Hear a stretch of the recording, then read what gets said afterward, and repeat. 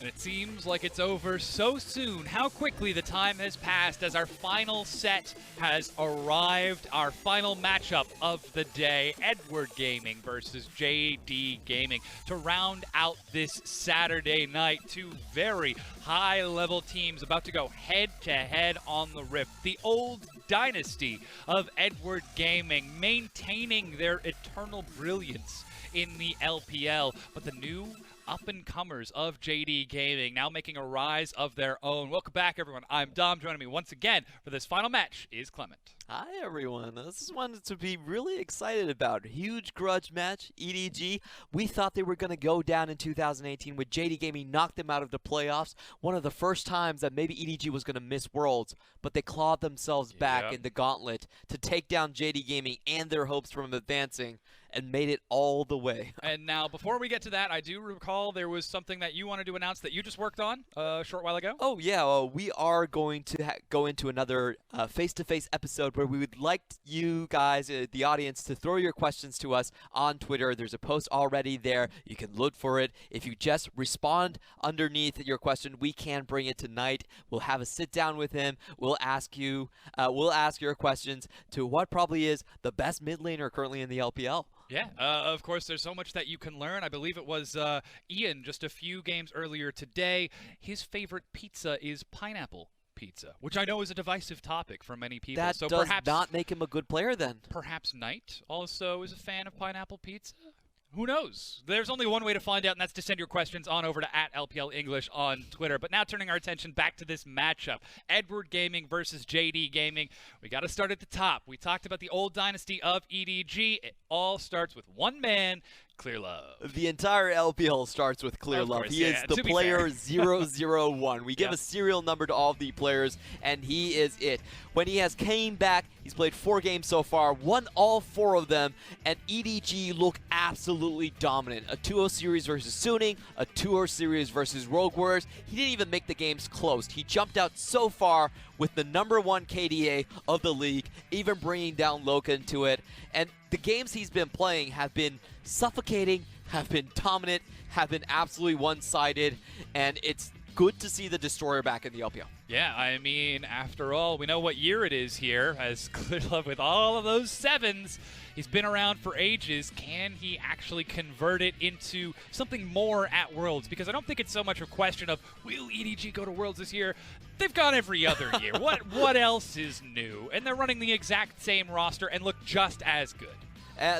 important thing to note is Clearlove, his style, he's not doing it with damage. He's doing it with map control. You can see right there, ranked 23rd in his own position in terms of damage. He does half the damage a support normally does, but he's able to set the map up so well that EDG can consistently find picks. They're moving much better together. In the post-game interviews, when iBoy was asked, what's the difference with Clearlove here? His answer was, well, everything just seems to run smoother. And that's exactly the case. If you watch their games in this 4-game stretch, it does seem like Clearlove makes EDG a better team. Another stat we really like to highlight is, even though he doesn't do a lot of damage, he actually has better jungle proximity across the board compared to Haro. All 3 of his lanes are getting more looks, and this is what I love about him. He's an absolute pest to play against. If you're trying to go back, he's going to harass you in backing. Yeah. You know, he's not going to do a full committal, but he'll throw you something, a skill shot, and force you to delay your back. If you're just set up in a pushing lane, he's going to take away that vision, and it just makes everything so hard. It almost seems like he has this aura around him. There's a reason he's so revered in the LPL, specifically referring to this aura that we might just call the Clearlove effect. He comes in and he might play the same champion. He might play the same style, but something is different within EDG anytime Clearlove takes to the Rift. And the most recent recipient of this buff of the Clearlove effect has been in the top lane in Ray. There's a meme going on the Chinese internet that says Ming Kai plus Ray equals Kai Ray, which actually says Carry. Oh, okay. You get that? I like it. I know that word. All right. But Ray was doing insanely well. We've actually had the plus and minus compared to in terms of a GD at 15, which is, I think is most notable fact. It's actually up by 670 gold compared with the 2. So before with Haro, he was actually consistently losing lane by a small margin.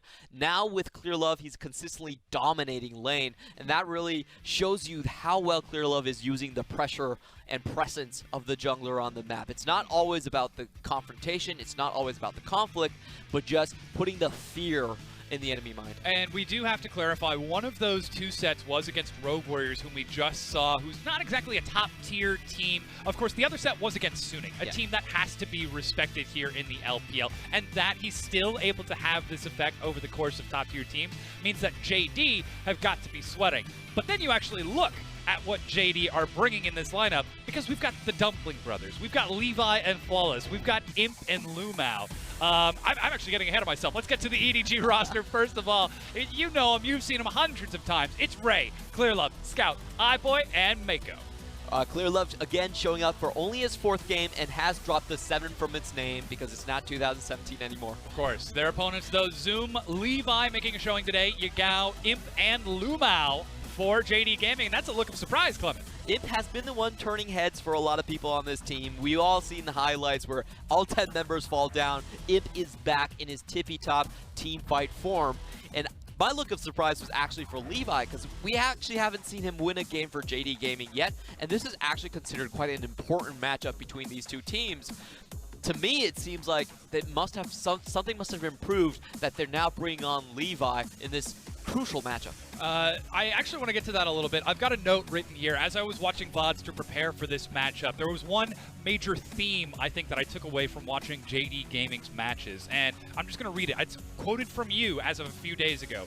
JD never expect other teams to beat them to the punch. Is this something that they need to worry about with Edward Gaming, one of the greatest macro teams of all time? It definitely is. EDG, they're the ones that can read your team. Like, they have telepathy once more, and I think with Clearlove, they're moving around the map much better. They're getting jungle vision much better. You can see the vision score on Clearlove, one of the top in the jungler class. And between these 2 guys, I think the most crucial matchup, we just had a Lorther right there, is actually Scout's champion pool. Yes. 11 consecutive games we've seen the Akali being banned away from Scout. And Scout's Akali was the difference maker when it came to the gauntlet. Yagao and Scout faced up. Yagao didn't really have the champions to follow up with the meta of LeBlanc, Aurelia, and stuff like that. And Scout was able to dominate with the Akali, winning team fights both times around, winning the lanes as well. So if Scout once more gets up to that great start, a great assassin start against Yagao, there's not much Yagao actually provides. So then we've got to ask the question, knowing that this is the case for JD, that they don't expect other teams to beat them to the punch, that Ray is on fire with Clearlove back and playing for Vision, with Scout getting that Akali banned so consistently, does JD expect to win this? And if they do, how do they do it? I actually think Levi has a decent enough matchup against Clearlove. Yeah. The problem with Clearlove in his later phases is that he typically could not win the 1v1 contest with opposing junglers. We've seen this when he's gone to Worlds against young teams, even wildcard teams. They were able to beat him in a one-on-one basis and really limit his impact on the map. So whenever you're playing with Clearlove, he's going to win when he makes it a situation where he's competing with the communication between him and his lanes. He's always going to win out on that. But if you can break it, if you can break that chain and make it a solo between Levi and Clearlove, he's actually not guaranteed to win that. His champion pool does not even suggest that he would win that. And if I remember correctly, I believe that was the reason why Clearlove stepped away from EDG for so long, because he felt that his individual skill level in 2018 had declined to such a point that he was a detriment to the team, regardless of the Clearlove effect. So perhaps, as you just mentioned, that could be something that we see Levi target. Of course, you still have to remember, you've got the Dumpling Brothers, you've got Imp and LvMao. If you've got these powerful lanes, these powerful duos calling for your attention, and you also have to target Clearlove, that kind of creates a tough dichotomy. It definitely does, and this is going to be one of the toughest drafts to really call because all three lanes can go off at the same time. Ray's finally been finding his form on carry champions outside of tanks. Me and Raz, we always like to just put Ray on the tank. Make life easy for you, But Ray...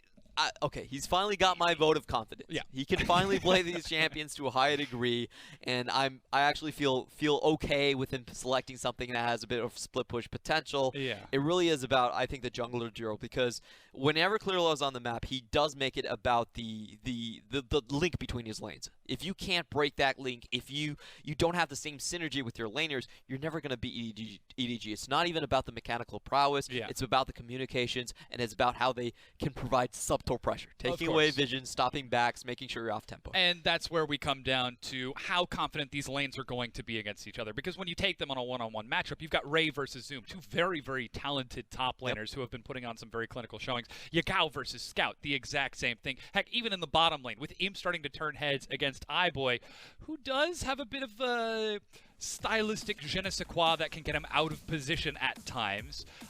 Similar, perhaps, to olden day Imp. These teams start to look a little bit more similar than you might initially expect, but for the exception of that big jungle difference between Levi and Clearlove. But we've entered into pick and ban for game one between EDG and JD. You said we can't really predict the drafts.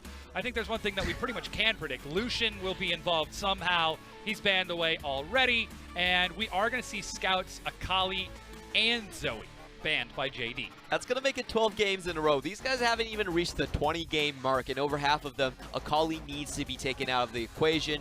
EDG, they're still holding on to the same edge they had during the 2018 Gauntlet. Its Scout is such a superior mid laner to what Yagao can provide. If I can just put him on Assassin, he'll win me the lane, he'll win me the team fights. EDG still believe in that. Yeah, color me Owen Wilson. Oh, wow, that guy is taking LeBlanc first pick blue side. You can already see some laughter out of the members of JD as Ryze is the very early hover, perhaps as a flexible answer. It can go to Zoom, it can go to Yagao. We'll see if he wants to perhaps save that for a flex pick later on. Maybe look for like a Vladimir or an Urgot or something to try and shut Scout down. Because now JD, they get to pick for themselves. Are they going to look towards Imp and LvMao in the bottom lane? Do they prioritize Levi in the jungle, knowing what he has to contend with? So this is more of a takeaway pick for Levi. It sets up a very good CZ chain in the mid lane, and maybe they're thinking that, hey, once we get that CZ chain, we can take Scout out of his rhythm, but instead they're going to go for the Alistar. I actually favor the Alistar for LvMao a little bit more.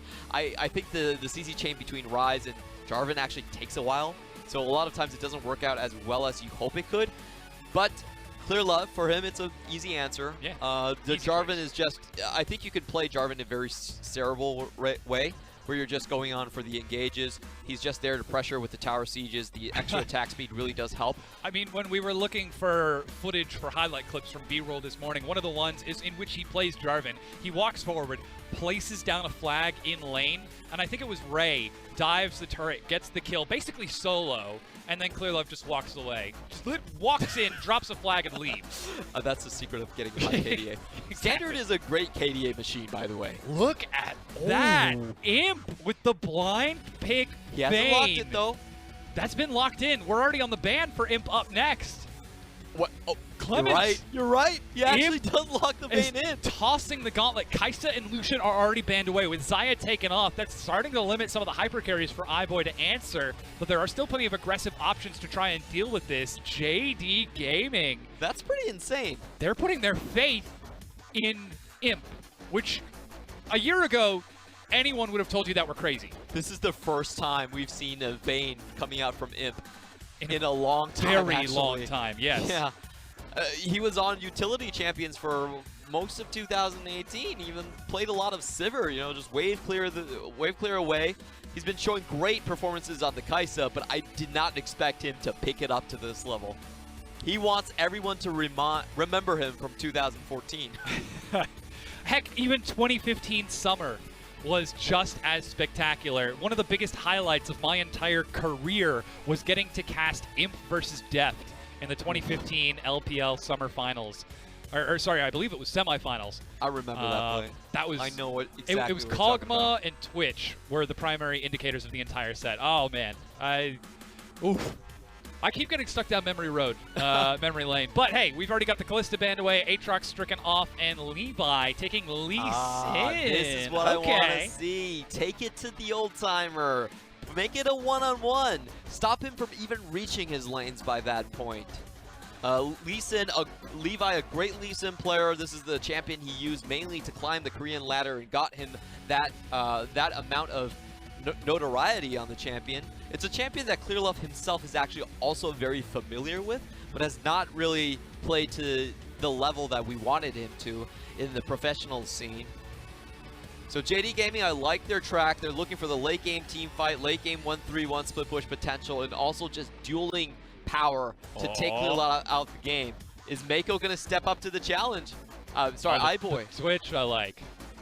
Twitch, Ezreal. Okay, all right. Sticking with the meta, though he gives us a bit of a chuckle, Meiko, keeping us on our toes as we now look for the final pickup to determine where that Ryze is going to go. Now that we can see what it's going to be. LeBlanc in the mid lane, Vladimir up top for Ray, so he gets the chance to flex his carry muscles once again. We saw him absolutely destroy Rogue Warriors on that champion just a few days ago. But this time, he's up against the Dumpling brothers of Zoom and Yagao as Yorick gets flexed over at the last second. A bit of a feign from JD, as instead it is going to be a tank split pusher, and that Ryze going mid to Yagao. Now, like JD's overall idea with this composition, it is more about the late game. If the things go even, then we've seen that Yorick actually come slightly out ahead of the matchup. And with the Ryze as well, you have a great chance to just play a 1-3-1 split pushing. It is something that's based around individual strength rather than communication, so you do have a different route than EDG. For EDG side, however, this is the ultimate one-shot combo. The amount of damage that they can pour through on you at once is absolutely staggering. If they ever get map control, if they can force you to come to the objectives, they will come out of the woodwork and all throw their ultimates on the same time. The Hemo Plague's going to enhance all of that. You have the Ezreal AoE ult going down, and LeBlanc can pop targets very, very easily. Oh yeah. It's an absolute destructive composition that if you can't survive it, they'll just take a clean teamfight wipe one after the other. It almost seems very high risk to see I almost said I have Imp in my head, so I'm thinking LGD. Sometimes you can't just separate the two concepts. JD Gaming taking such an aggressive high risk composition, knowing EDG have got so much burst, have got so much ability to pick people out and force them to pay for being just a single step out of line. But in that same vein, pun definitely not intended, they have the safety and scaling. If they can keep themselves in line and keep themselves safe to transition through that risky mid game, that is a strong late game. You've got Vayne, you've got Ryze, you've got Yorick for split push. EDG are going to be the ones in trouble if that game goes long enough. It's an insane composition, and it has a lot of points that can actually dish out damage. You're right, JD Gaming, this is a very good late game comp, but it's also something they don't really pick most of the time. They like being in the driver's seat. They like being the one pushing the tempo forward and having to rush in towards team fights. EDG, they could play around these tendencies. If they're running towards them, it makes it a very easy wombo combo to execute. So they have to be careful, and I wonder if JD Gaming had the patience to back away from fights they can't take. And now we've loaded onto the Rift. It's game one between Edward Gaming and JD Gaming. Time to hear now from the fans who they think is going to take this match.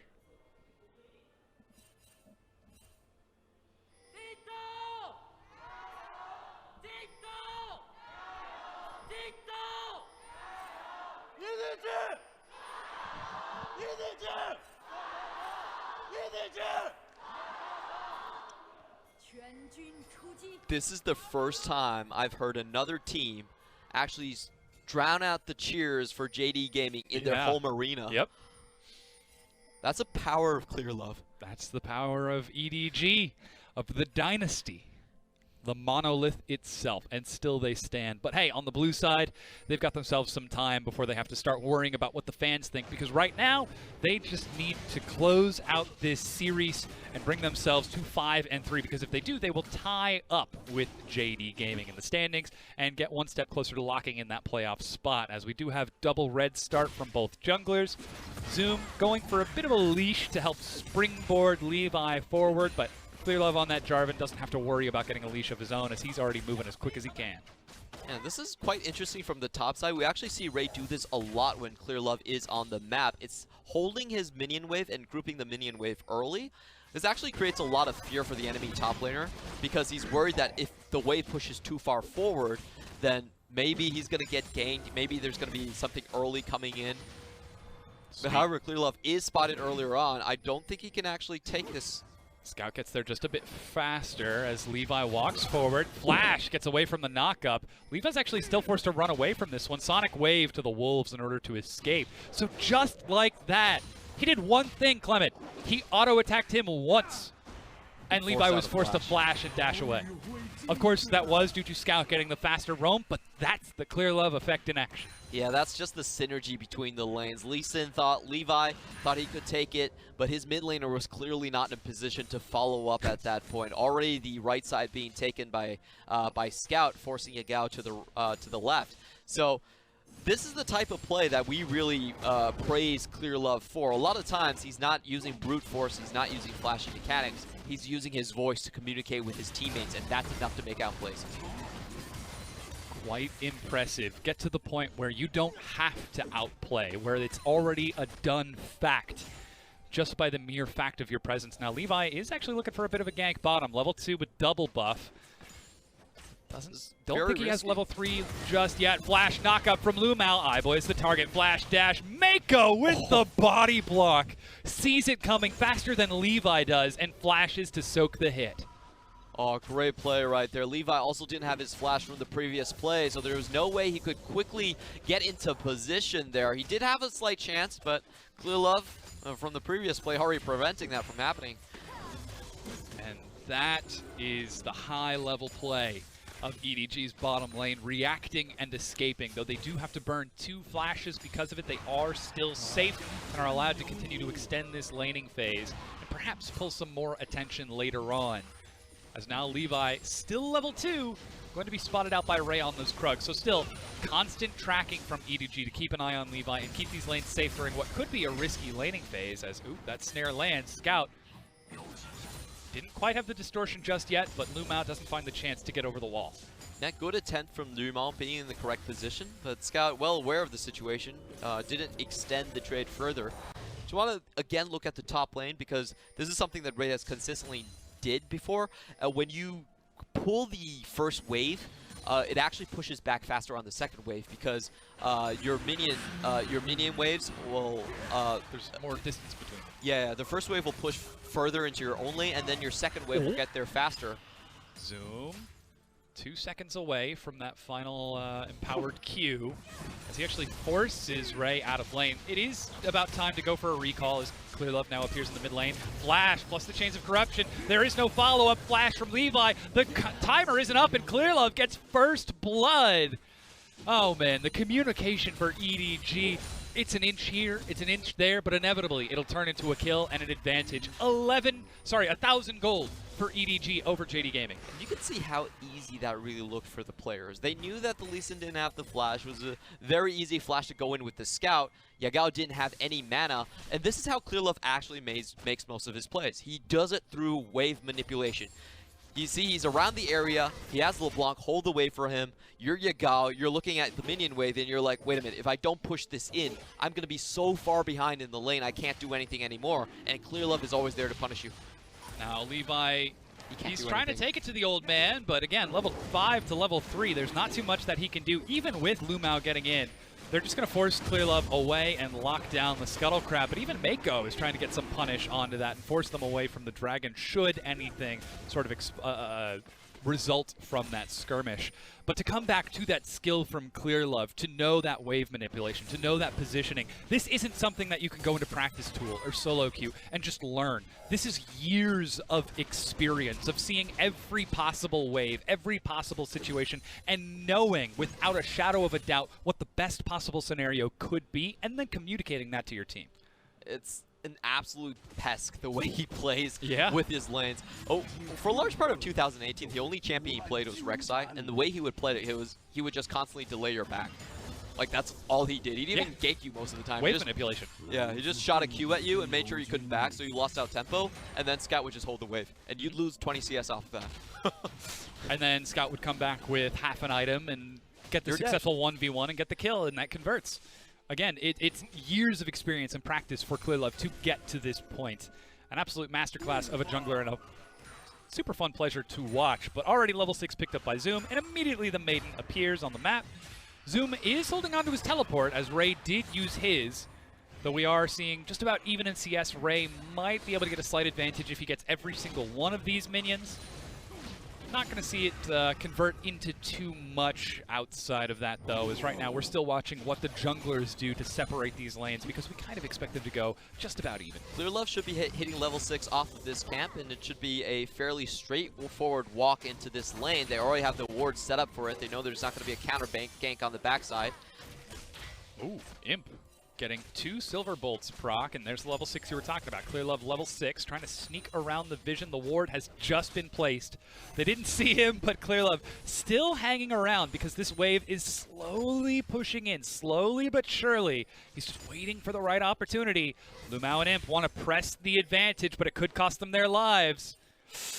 Do they want to walk forward? That was a pretty good bait by iBoy. Actually, Arcane shifting backwards, still in range of the Alistar. It's like, oh, I Arcane shifted. Oh no, it's on cooldown. What am I going to do? Now they do have the control ward. Now they see him. They're going to start stepping forward. That's the first hit. Imp tumbles early.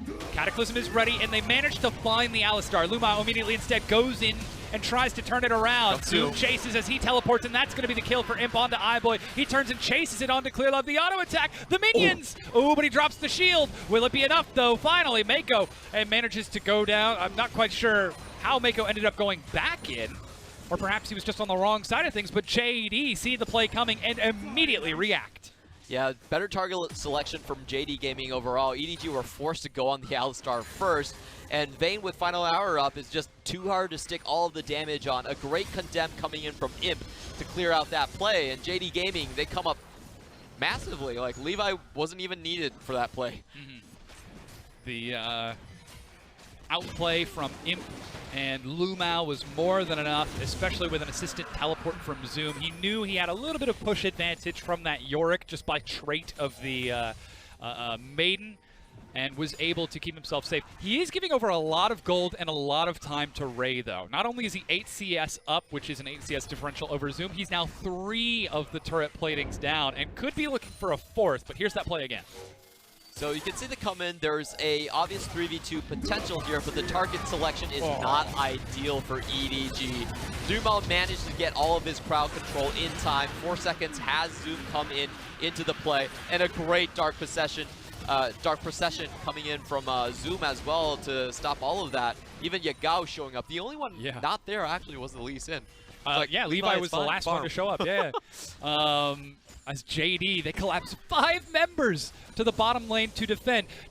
Again, to be fair to Edward Gaming and JD, this is a play that we've seen countless times from EDG, around 8 to 12 minutes. Once you start to get that first half item for iBoy, send the jungler, maybe use a teleport from Ray to break down the bottom tier 1 and release him to rotate that iBoy up top and look for another top tier 1. So this is not new or innovative from EDG in any way, so perhaps JD predicted it, but still a good reaction overall from JD to bring the whole squad and pick up those kills. You remember what FLICKR used to say about EDG? Oh, of course. She always said, they're always going to go for bot lane. There's always going to be a big team fight there. Yep. It's just about when it's going to happen.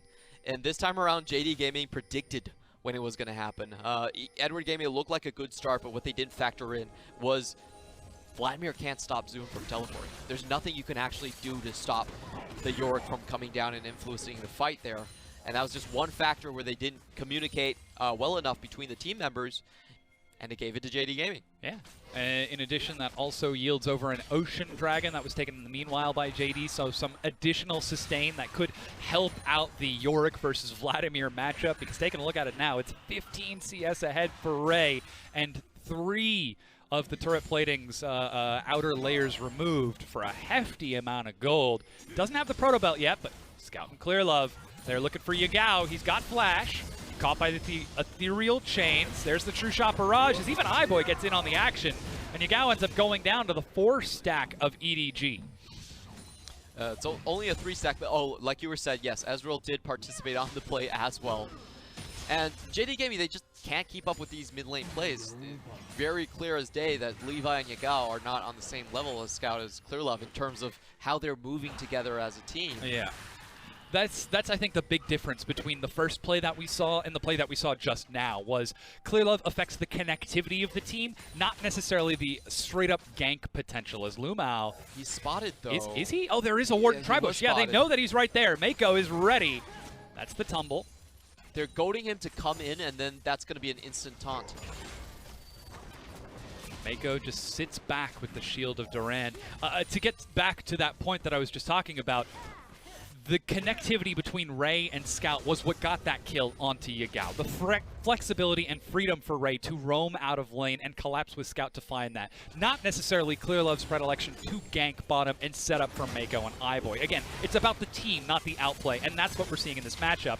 Sonic Wave lands. I was holding my breath right there. Yeah, I know, me too. It's Levi, you never know. Levi's like, I gotta get my first win. He's thinking about it. Yeah, he wants it. But hey, there's the conversion bottom. The moment they see Levi, they turn on to Zoom instead. Oh, great procession that you were talking about. Ray gets the slow with Tides of Blood. Clearlove chases. Doesn't even need to use the Cataclysm as the auto attack Electrocute locks down the kill. Now they could turn it on to Rift Herald, but Yagao is trying to make the best of it by putting pressure mid. Bottom tier 1 taken, and JD support Yagao to keep him safe. They do get the first tower in the bot side as well, but should be traded on the top. I actually do like that play from EDG because influencing the top side and how these two top laners are going to push against each other, I think is actually more important than collapsing on the Herald right now. Herald gives you an immediate buff with the turret gold, but influencing the matchup should be your #1 priority. It's gold and map presence now versus having a winning Vladimir for the next 20 to 30 minutes.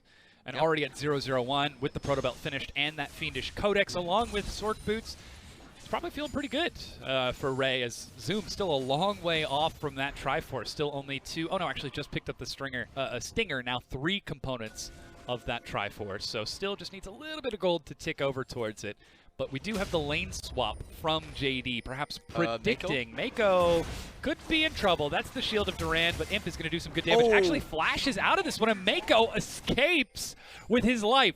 Walks away from a Vayne Alistar. Yeah, that was not supposed to happen, but the Condemn actually knocked Meiko backwards. Meiko picture-perfect timing on the flash. Somehow predicted that Imp was going to use the Condemn at that exact moment. And of course, knowing that that flash is missing, perhaps the hero's entrance still on cooldown from the skirmish just a few moments ago. JD turned their focus onto the Rift Herald and this Ocean Dragon. So we are seeing some objective trades as Clearlove still focusing the bottom side of the map by instead setting up his solo laners, Ray and Scout, by keeping them safe. There's a bit of a sacrifice for iBoy, but he's still even in CS with Imp, so it's no problem. This is far more favorable for JD Gaming, though. Their composition does want to stretch out the map, does want to have all of these long lanes going where EDG can't group as efficiently. Uh-oh. Yagao! Oh, actually got the Realm Warp out before the hero's entrance. Thumbs up, he says. Okay. We're fine. Sonic Wave lands. Levi goes back in, dashes into the minion, but dies. The auto attack. Imp.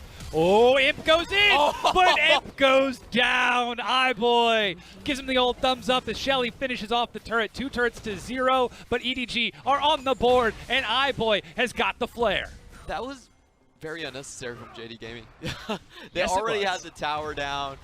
Mid lane was rotating up, but they just wanted a little bit more. They wanted to go for the kill, and 2 people pay the price for it. Absolute shellacking coming in from iBoy. Perhaps showing the emotions involved in this game, because when you're playing against EDG, it's never just a game. It's emotional warfare, the mental battle against the dynasty, against the monolith that you also have to compete with. And iBoy, he takes it one step further by making it personal. As we see Levi go in, oh, what a flash! I don't know, that wasn't even the flash, that was the arcade shift. It was just an arcade Saves shift. the flash to bait Imp over the wall. Oof. Oh, man. Got to give it the final hour tumble flash, my friend. Yeah, that was pretty smart from iBoy. The last tick of it, he used his Q first because you can't really dodge out on the Q when you're flashing over the wall, and then finishes off with the auto attack. So even if he went into invisibility, he was still dead. Yeah. Good burst control right there. Imp, he was feeling it. He was feeling it. Let's see if he continues to, as he's now 15 CS down behind iBoy. And, ooh, that's a lot of damage. Scout is burning down and dies. LvMao finds himself the kill. Meiko forced to run. iBoy doing just a bit of poke damage with that Iceborne Gauntlet and a very early Muramana transformation. Actually, it's 17 minutes into the game. How did that happen? Seems like time is absolutely flying by in this one as JD group up mid to put pressure on EDG. Well, things are easier when you get an Ocean Drake early on, so. Oh, yeah, true. Yeah. Let's get the mana sustained. I want to take stock of the situation on the side lanes, because EDG currently they're not able to send LeBlanc and match Yagao at this point. Even with LeBlanc slightly ahead of items, I don't think he can really do it. So it's about JD Gaming and how they can move around their pieces at this point. Yagao's going to be a big one where he can try and cheat his way out of the lane and see if he can find some picks towards the middle of the map. Right now, he's just trying to hold his own up against the strong solo lane of that Vladimir as he pushes all the way up to the tier 2, even looking at the Gromp to keep Ray busy. What this is allowing is Imp to get farm and CS in that mid lane as he's still sitting on 1 item. No Guinsoo's Rage Blade finished. Level 11 to iBoy's level 12 right now. And certainly, it is helpful that Yagao and Zoom are pulling attention, but eventually, it's got to come back to Imp on that Vayne. He has to get more items, he has to get more gold so that he can be weaponized effectively, because it's going to take more than a Ryze and a Yorick to bring down EDG. Yeah, EDG, they're looking for that first Infernal. Remember, their win condition for the composition is a one-shot comp. The Wombo combo comes down, it can instantly wipe your entire team. So they're really looking to set up chokeholds in these corridors, try to catch JD Gaming as they walk into the river. I think that's going to be the main point where they will strike. We're starting to see that with some of the wards that EDG are placing around that Infernal Dragon. Even though EDG are up 5 kills to 3, nearly 2,000 gold ahead of JD, it's still defensive control wards. 1 in the Pixel Brush and the Scuttle Crab. That's the only offensive vision that they have. The rest are in front of the mid-tier 1. 1 at the blue buff, another one by the Raptor camp. It's still very patient play from Edward Gaming, almost expecting JD to move forward and make a mistake. I actually really like the control wards that EDG are placing, because they understand that JD Gaming are going to have to push advantage in the top side no matter if it's Yorick or Ryze. So what they're doing is, hey, if you're going to cheat towards the mid lane, we can cheat there towards you and you're not going to see us. We have 2 controllers to deny that vision. And look at how quickly that vision has moved forward as LvMao ate some big chunks. The turret finally finished off. LvMao forced to ult, but it is way too late. He goes down to iBoy 3-1-1. And now the ward line has just moved forward 1 whole unit covering that river. That was rather unexpected. It indeed was. LvMao actually popped his ultimate and still fell down. Not a huge amount of damage reduction as Yagao inside the Cataclysm flashes away from the True Shot Barrage, but That's another summoner spell now missing from JD, and the Unbreakable Will from LvMao gone. Infernal Dragon's up, and EDG, they just push the tempo, and JD can't dance to the beat. Too hard to contest. I don't think they're actually going to do anything. This Baron rush, the teleport being used right now, but it should be spotted out by EDG. I don't think they can pull it off in time. Realm Warp to get into it. Clearlove finishes off the Dragon. It's down to about half health. Ray now spots it out. He's got the Hemoplague Flash plus double NLR. He does some big damage. Meanwhile, Meiko eating some hits from Imp and LvMao. That's the heal. Ray goes in. He's got the Hemoplague, drops it, but that's Baron secured by JD Gaming. Imp forced to turn and run. Yagao running for his life too, but remember, no flash. He dies as iBoy gets the kill. A late flash from Zoom, but Scout is on the chase, and Meiko is on the case. The taunt will land, and Zoom will die inevitably. Let's see who they give the kill to. It's Scout for EDG. 9 kills to 3, though the desperate Baron play works off for JD Gaming. I actually doubt it was worthwhile. If you look at who has the Baron buff, it's Lee Sin and Vayne, and neither of those are going to be your split pushers anyway. So in terms of the effect of the Baron, not worthwhile. In terms of the kill gold and the difference it actually gives to EDG, I actually still don't think it's worthwhile. Remember, EDG basically got an Infernal Drake out of this trade, and the number of kills going over, the map pressure they're going to get out of this should be still favorable for EDG. So I like what Imp does here. He's a big part of what made this play possible, predicting the path of the EDG, making sure he gets some damage off of this. But the key thing for me is after this replay, I do want to see where the kills go to. If it goes to Scout, that's pretty much lights out for JD Gaming. I don't think they even have the champions that can withstand the amount of damage Scout will be dishing out if those kills have all went his way. Yeah, so only actually one kill. 4. So he's getting some gold over here. Luden's Banshees as he's taking a bit more defensive route just to keep himself safe, but he's definitely got a lot of burst coming on the way. Already you can see Imp with the Null Magic Mantle after finishing off the Quincy's knows he needs a Hex Drinker, if not now, but soon. And EDG, even though JD have the Baron buff, find themselves ready to siege. Scout on the flank. Clearlove leads the charge. No hesitation. With Yagao in a side lane, there's nothing that can prevent this turret from going down. It crumbles 4 turrets to 2 at EDG. Again, this is the macro that we were talking about. They see an opening, they strike fast, and they strike hard. Yeah, EDG are just so clean when they do something like this. We have to mention that they did it because 2 of their side lanes from JD Gaming were actually showing. So 5v3, that was a guarantee in the mid lane, and they're not going to wait for the play to happen at all. They just go straight in, escort the minion wave. I don't care if you have a Baron buff or not.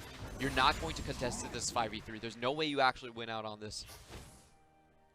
It does mean that now EDG, with all of this map control, with the middle tier 2 turret broken, have got so much flexibility if they want to enact a 1-4 or even a 1-3-1 to try to cope with the Ryze Yorick in those side lanes. Especially knowing that iBoy, 4-1-1, 2.5 items nearly on that third, is more than capable of handling the remaining 3 split of JD to try and match it. EDG, they've got their pick of the litter of what's coming next, and with Infernal Dragon in 2 minutes and Baron about 2.5 minutes after that, things might be looking a bit dire for JD as the game is starting to accelerate away from them. Though still, they're not out of this just yet. Only 4,000 gold separates the teams. Yep, and Vayne with that build is not very afraid of the poke damage that Scout can do. You can see with the Hex Drinker, he's actually surviving quite well. I think this game is actually super reminiscent to our previous series where BLG played Rogue Warriors.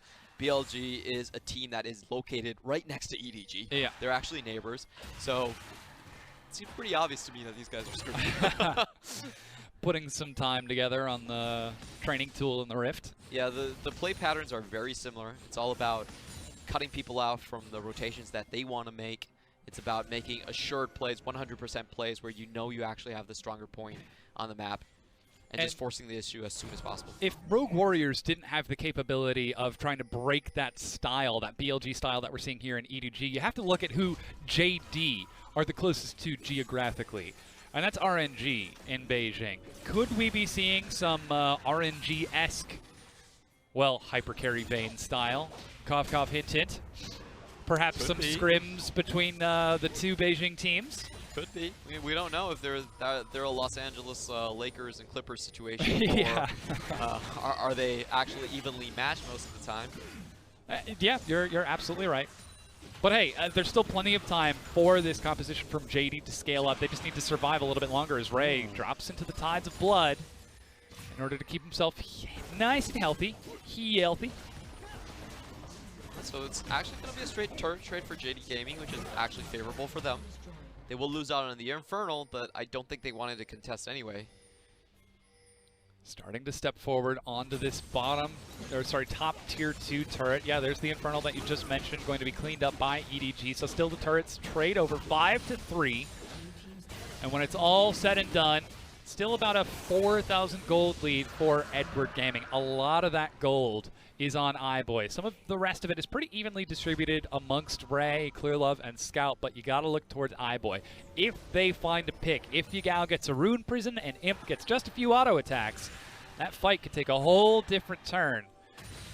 It's a very difficult team fight for Imp to maneuver, and I'm actually very surprised he would go for something like this. Blind pick Vayne before seeing enemy AD carry, after seeing a LeBlanc. Also with Jarvan, Jarvan's quite deadly against the Vayne as well. There's nothing you can do. His Cataclysm is unstoppable, so it almost already guarantees a chunk of damage and also locks you down in an arena, forces the tumbles out early. Meiko as well, it punishes short range carries very well. Vladimir, kind of the same deal. This is basically why we see Vladimir rising in the meta, because he's very well adept at dealing with champions like Sivir or like the Vayne. A discount Lissandra, almost. Pretty much. AoE Lissandra, I would call it. Yeah. With a bit shorter range, but still the same concept. And again, it should be noted that the Lissandra was banned by EDG, so they're very cognizant of this style and strategy. Though we do see Yagao hanging out with Zoom over in the side lane. Ray, gosh, how does he know? Just manages to sit back in that brush and keep himself safe. Now Baron has spawned on the other side of the map. Teleport is ready for both Zoom and Yagao, as the Maiden and these Mistwalkers are going to start pushing into the turret. Not going to get too much damage if they leash onto it, but could just be enough to keep Ray down on this side of the map, because EDG are already setting up around the Baron.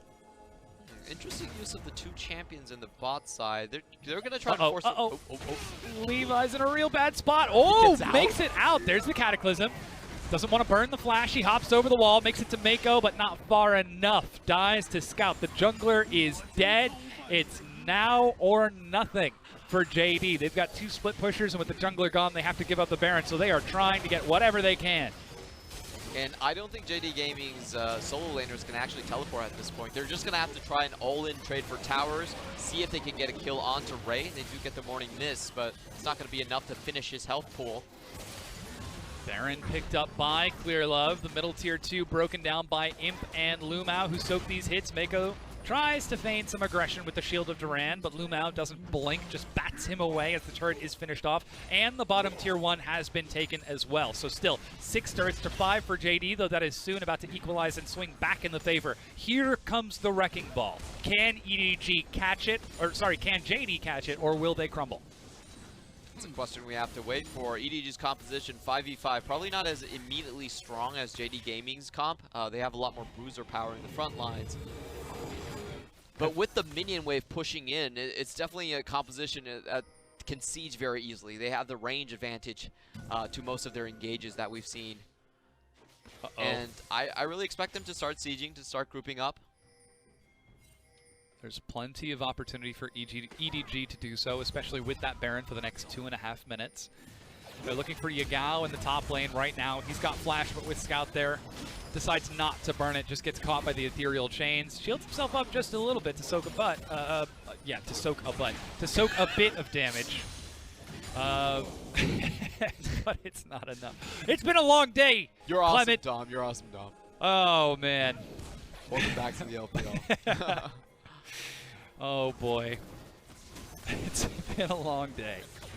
But here comes the siege. Inhibitor turret is the target with Scout zoning LvMao and Imp off. It crumbles very quickly.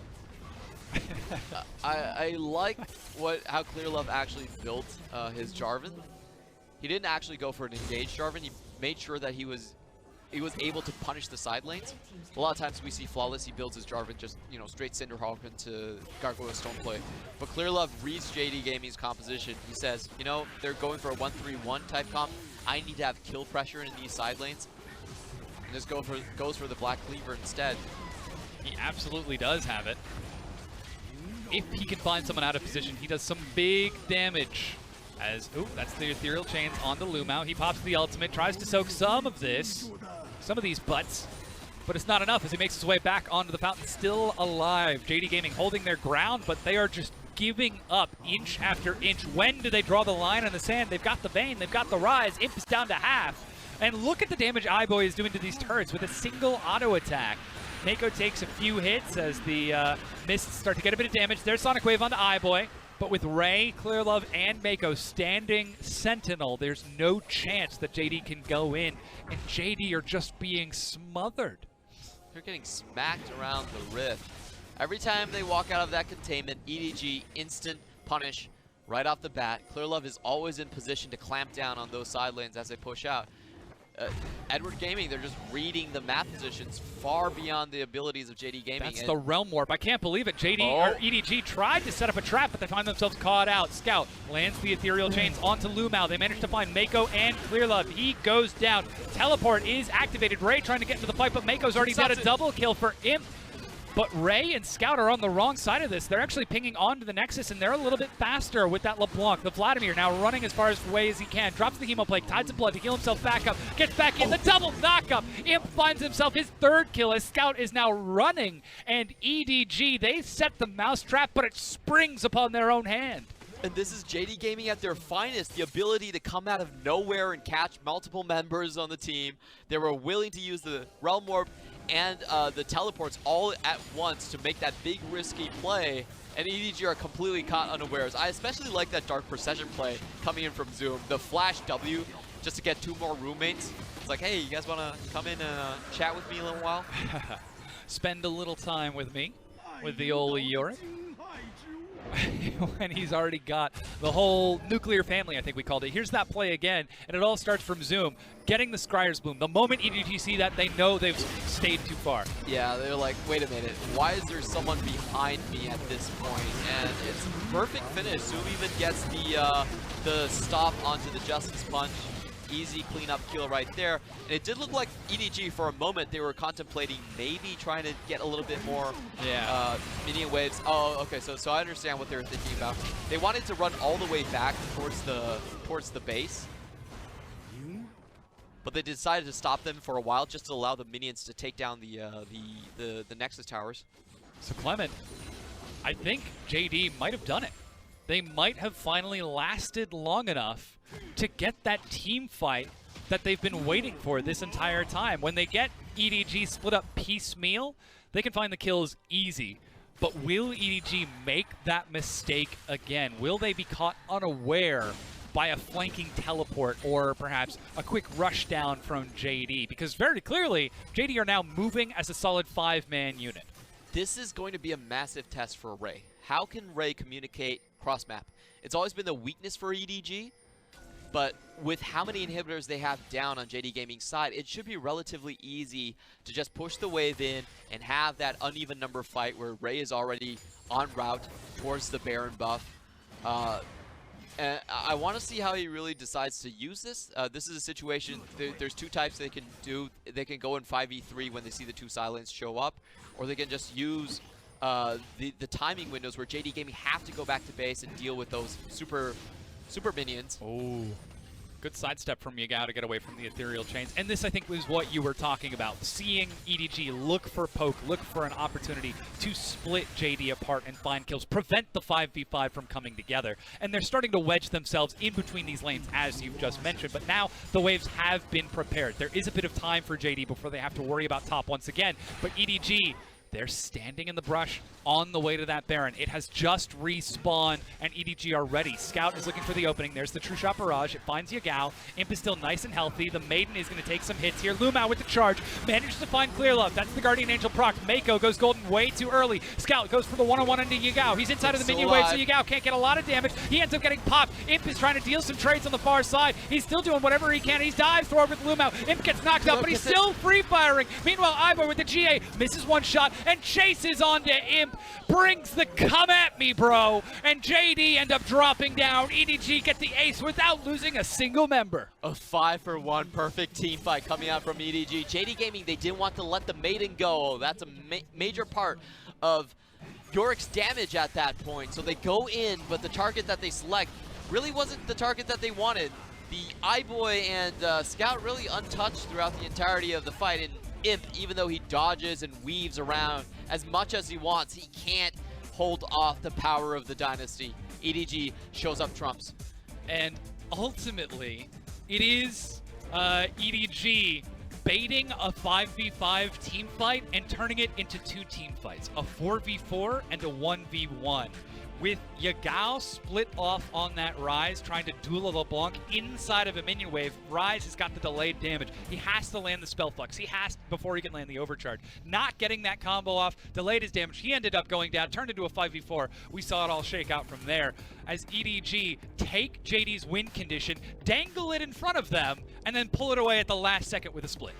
And this is one more game where it looked like EDG actually started off on a pretty bad foot. Their bot lane was not doing as well as they possibly could, but the jungle difference was just massive. It was only 2k damage, but Clearlove made so many more plays compared to Levi. Yeah. The mid synergy was better. They forced out flashes consistently. They never allowed the 1-3-1 to develop, and you can see just the power of Clearlove, his understanding of the game, knowing that he has to go damage, knowing his job throughout the entire game was just to shut down the strategy from JD Gaming and never allow them to drag the game out. It really looks like this is the EDG that we almost dream of so often. Whenever we see them have good performances, or they go 90% of the way to what could be their full potential, this was actually a chance for us to see them go 90% of the way, make a mistake, and then immediately learn from it in-game on the Rift, and then use that as a tool against JD Gaming just a few minutes later. So still,